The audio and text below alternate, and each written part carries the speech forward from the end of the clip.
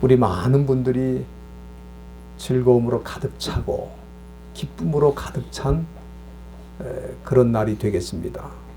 그래서 이 성탄절에는 많은 설교자들이 주로 이 마태복음 1장 또는 누가복음 1장 2장의 말씀을 읽고 메시지를 전하는 것이 일반적인데, 마가복음, 요한복음 이 두 복음서는 성탄절의 본문으로 이렇게 많이 택하지 않습니다.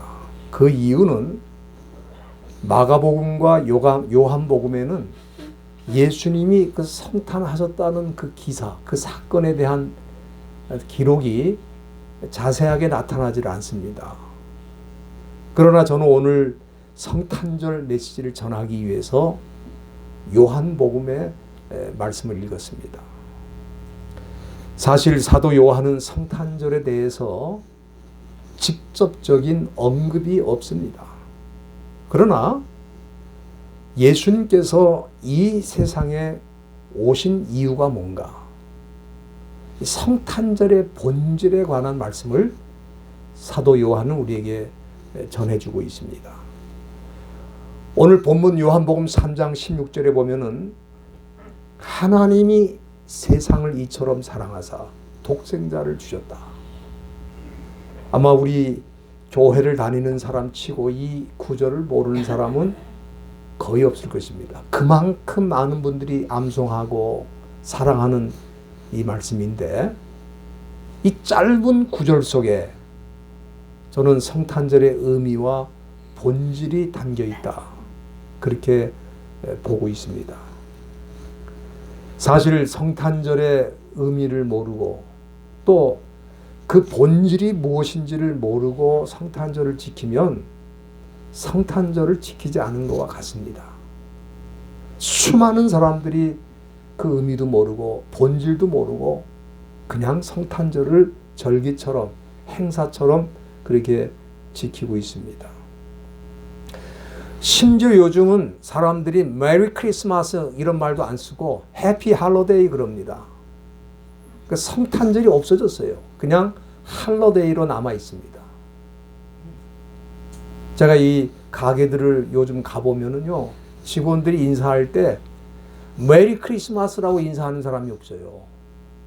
해피 할로데이 그래요. 그러니까 성탄절이 없어졌어요. 그리고 성탄절의 어떤 형식과 또 전통이 남아 있을 뿐입니다. 그래서 저는 사람들이 성탄절 해도 사실은 성탄절을 제대로 지키지 못하고 있다, 그렇게 생각을 하고 있습니다. 그러면은 성탄절의 의미 또 본질은 무엇인가? 오늘 그 말씀을 생각하려고 하는 거거든요. 우선 사도 요한은 오늘 본문 말씀을 통해 이 성탄절의 본질이 뭐냐 그럴 때 한마디로 성탄절은 하나님이 우리를 사랑하신 날이다, 그렇게 보여주고 있는 것입니다. 그렇기 때문에 이 성탄절에는 하나님의 사랑을 깊이 느껴야 되는 계절입니다. 그 깊이와 또 그 넓이를, 그 사랑의 넓이를 느끼게 되었다면은 그 사람은 성탄절을 제대로 맞이한 것이다, 저는 그렇게 보고 있습니다. 오늘 읽은 이 요한복음 3장 16절은 하나님께서 우리를 사랑하실 때에 단지 말로 사랑한 게 아니다, 이 말이에요. 그럼 어떻게 사랑했느냐? 행함으로 사랑하셨다. 당신의 하나밖에 없는 아들을 우리에게 내어주시고 십자가의 제물이 될 수 있도록 그 아들을 내어주시는 그 행동으로 옮긴 사랑을 실천하신 날이 바로 성탄절이다. 구체적으로 행함을 보여주신 날이 바로 성탄절이다, 그렇게 보는 것입니다.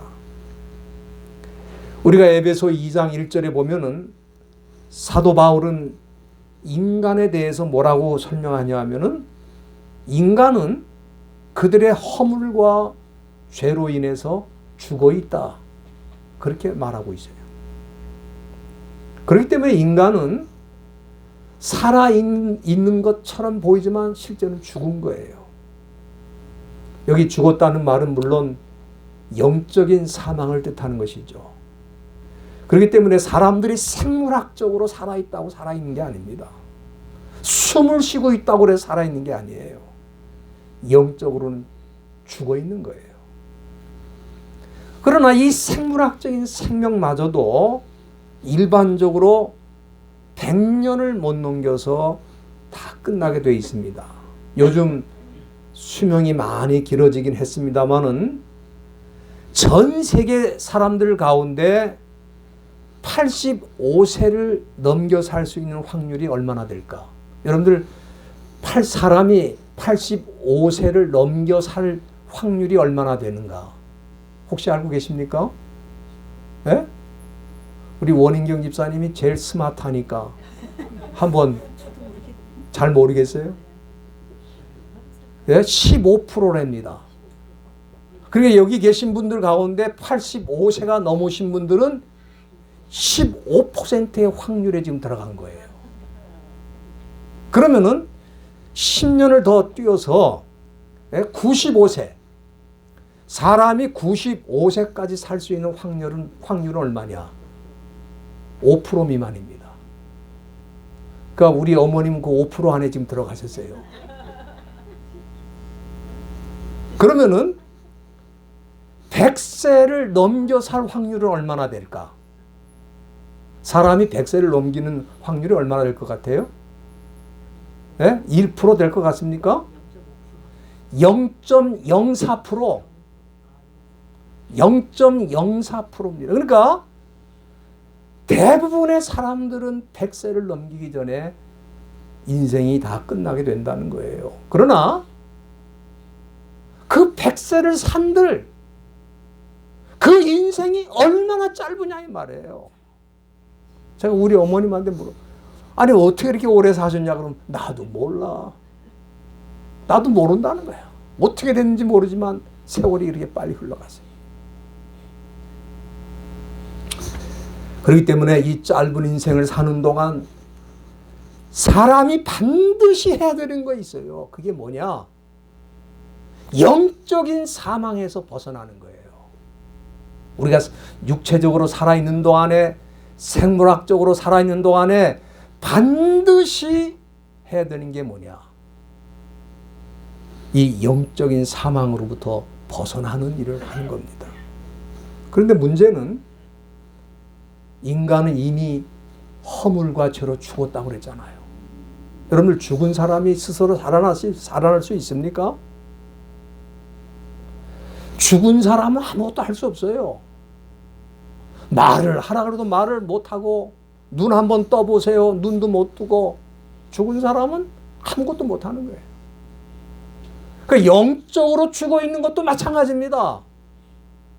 생물학적으로는 움직이고 숨쉬고 있지만 영적으로는 아무것도 못하는 상태에 있는 사람들이 영적으로 죽어 있는 사람이에요. 스스로 죽어 있는 사람이 뭐 착한 일을 하고 의로운 일을 하고 뭐 스스로 구원을 받는다 있을 수가 없다 이 말이에요. 영적으로 죽었기 때문에 할 수가 없는 거예요. 그런데 우리에게 영적으로 사는 길이 열린 겁니다. 어떻게? 오늘 바로 이 성탄절에 우리 하나님 아버지께서 우리를 사랑하셔서 그 아들을 우리에게 선물로 주심으로 허물과 죄로 죽어 있는 우리들을 위해서 십자가를 지시고 우리 죄를 해결해 주심으로 영적으로 사는 길이 열렸다 이 말이에요. 오늘 본문 요한복음 3장 16절 중간에 보면은 사도 요한은 저를 믿는 자마다 멸망치 않고 영생을 얻게 하려 하심이라. 여기 저를 믿는 자마다 whoever he believe 그가 예수를 믿기만 하면 이거 대단히 중요한 말씀이죠. 어떤 종교적인 노력이나 수행을 해도 영적으로 죽어 있는 사람들은 영생을 얻을 수 있는 길이 없어요. 어떤 사람 좋은 일을 많이 하고 교회에 나가서 헌금을 많이 드리고 또 교회 건물도 크게 짓고 뭐 이런 일 저런 봉사하면 그래도 구원을 받지 않겠는가? 그렇게 해서 구원을 받을 수 있다면 이 세상에 구원 받을 사람이 있어요, 없어요? 한 사람도 없어요. 착한 일을 많이 해가지고 구원을 받을 수 있다면 얼마나 다행이겠어요. 그 착한 사람들은 구원 받을 거 아니에요. 그러나 그걸로 구원 받을 수 없어요. 왜? 영적으로 죽어 있는 상태에 있는 사람들은 아무런 의미가 없다 이 말이에요. 그래서 저와 여러분들은 예수님을 믿음으로 그 믿음을 통해 구원을 받았고 영생을 얻은 줄로 믿습니다. 그래서 하늘나라의 영원한 소망까지 가지고 살고 있는 거예요. 그렇기 때문에 저와 여러분들의 인생이 만일 지금 끝난다고 그래도 우리는 아쉬울 게 하나도 없어요. 왜?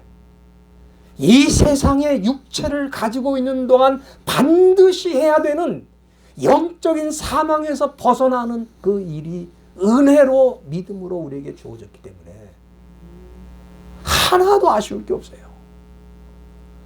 우리가 볼 때 야 저분은 85세를 넘겼으니까 15%의 확률에 들어갔고 95세를 넘겼으니까 5% 확률에 들어갔고 100세를 넘겼으니까 0.04%의 확률에 들어간 그런 사람이구나.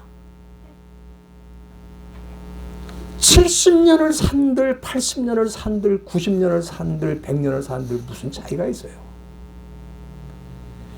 영원이라고 하는 시간의 관점에서 보면은 100년은 먼지 하나와도 비교할 수 없을 정도로 짧은 시간입니다.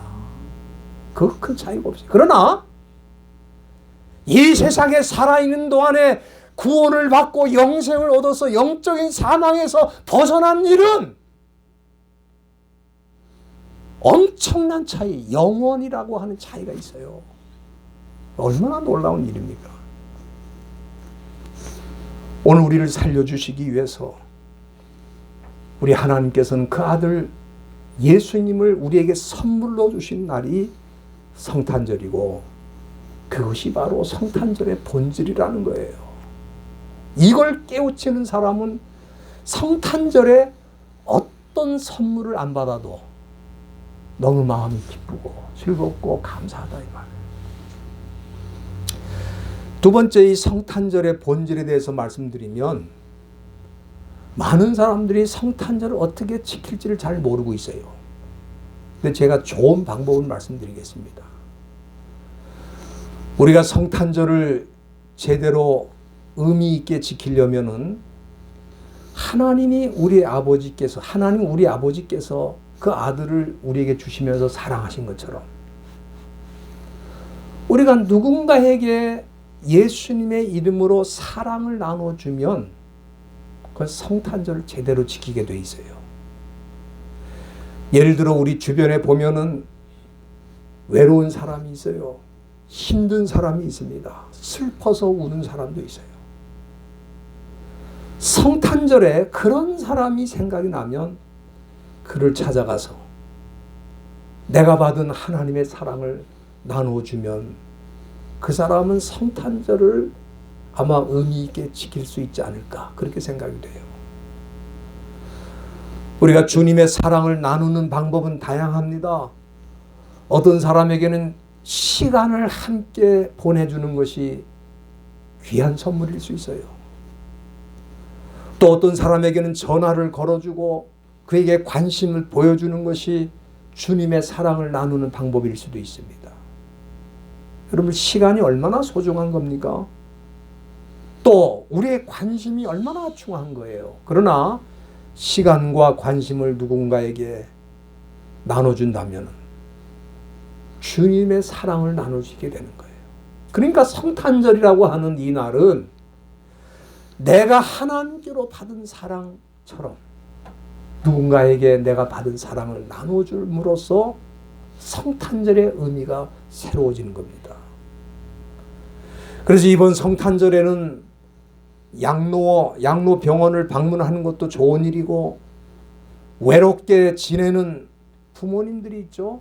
부모님들을 찾아가는 것도 좋은 일이고, 주변의 노인들을 찾아가서 만나서 대화를 나누며 관심을 보이며 작은 선물이라도 드리면 그것이 얼마나 귀한 일이고 성탄절이 얼마나 따뜻하게 느껴지겠습니까? 여러분들, 성탄절이 외로운 사람들이 있어요. 그렇죠? 근데 성탄절이 외로운 이유는 그가 기대하는 선물을 못 받았거나 또 갈 곳이 없거나 찾아오는 사람이 없기 때문에 외로운 게 아닙니다. 우리는 이미 선물을 받은 사람들 아닙니까? 하나님으로부터 최고의 선물을 받은 사람들이에요. 그래서 외로운 사람들에게 주님의 이름으로 사랑과 관심을 나눠주면 자기도 외롭지 않아요. 저는 그렇게 생각합니다. 이 세상은 너무 오랫동안 성탄절의 본질을 모르고 잘못된 성탄절 문화를 만들어 왔어요.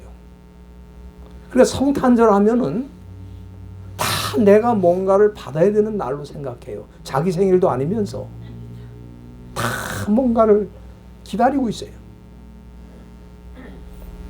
그런 선물을 못 받으면 불평하고 원망합니다.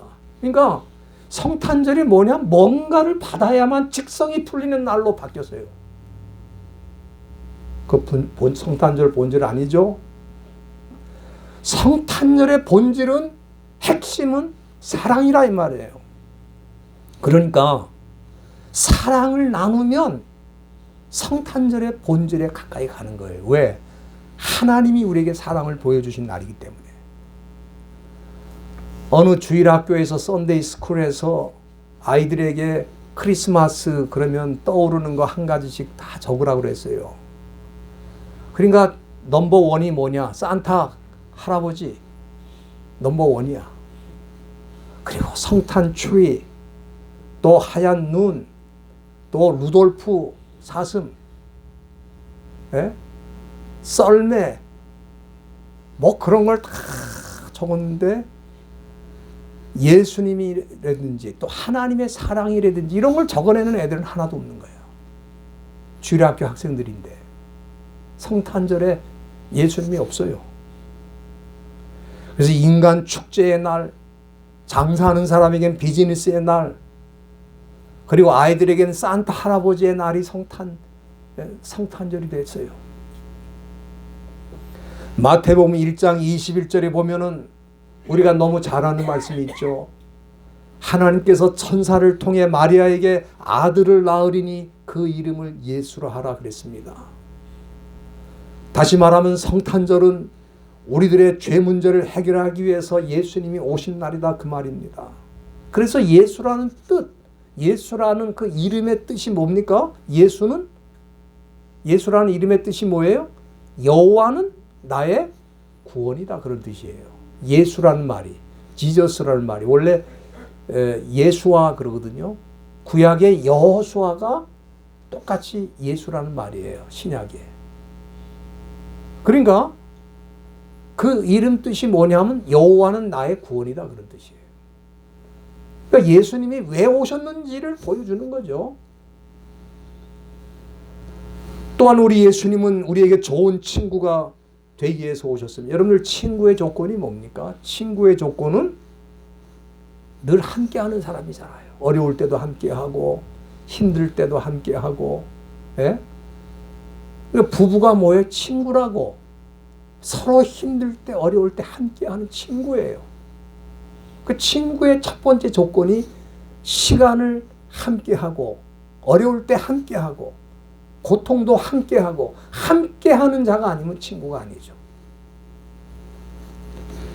그런데 우리 예수님에 대해서 뭐라고 했습니까? 마태복음 1장 23절에 보면은 보라 처녀가 잉태하여 아들을 낳을 것이요 그 이름은 뭐라? 임마누엘이라 하리라. 임마누엘이 뭡니까? 임마누는 함께하다는 거고 엘은 뭐냐면 하나님이라는 뜻이에요. 임마누엘은 뭐예요? 하나님이 함께 하신다 그런 뜻이에요. 그러니까 예수님은 예수라는 이름의 뜻이 보여주는 것처럼 우리의 죄 문제를 해결하기 위해서 오셨고, 또 임마누엘이라는 이름이 보여주는 것처럼 예수님은 우리와 함께 좋은 친구가 되셔서 우리의 어려움과 우리의 힘든 것과 우리의 고통스러운 것을 그런 때마다 함께 하시기 위해서 오셨다 이 말이에요. 성탄절은 기쁨의 계절인데 고독하고 외로운 사람이 너무 많아요. 그래서 어떤 사람은요, 성탄절 이브가 되면 아예 불을 끄고 그때부터 잠을 자는 거야. 25일 날도 잠을 자요. 26일 날 일어나. 왜? 그냥 외로움을 잠으로 때우는 거야. 너무 외로워서 눈 뜨고는 못 있겠다 이거야. 그 왜 그렇습니까? 성탄절에 좋은 친구를 만난 적이 없어요. 아무도 나를 찾아오지 않는다 그렇게 생각하니까 성탄절이 외로운데, 성탄절은 나에게 영원한 친구가 되시기 위해서 예수님이 오신 날이니까 예수님을 영접하면 그 사람은 좋은 친구와 함께 성탄절을 보내는 거예요. 그렇기 때문에 이번 성탄절에는 예수 없는 사람들 마음속에 예수님이 찾아오시기를 바랍니다. 저와 여러분들이 외로울수록 주님을 찾으시기를 바랍니다. 그래야 성탄절의 의미가 살아나는 거예요.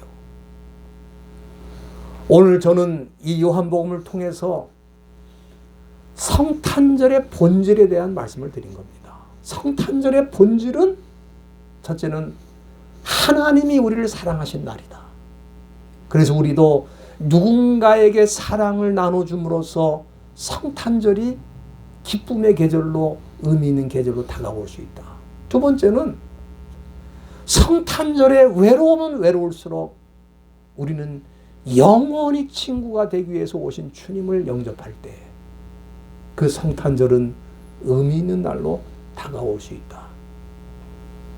이 성탄절의 본질을 회복하시고 이 좋은 친구이신 예수님과 함께 이 기쁨의 계절, 이 아름다운 계절, 이 의미 있는 계절을 잘 지내시기를 주님의 이름으로 부탁드립니다. 기도하겠습니다.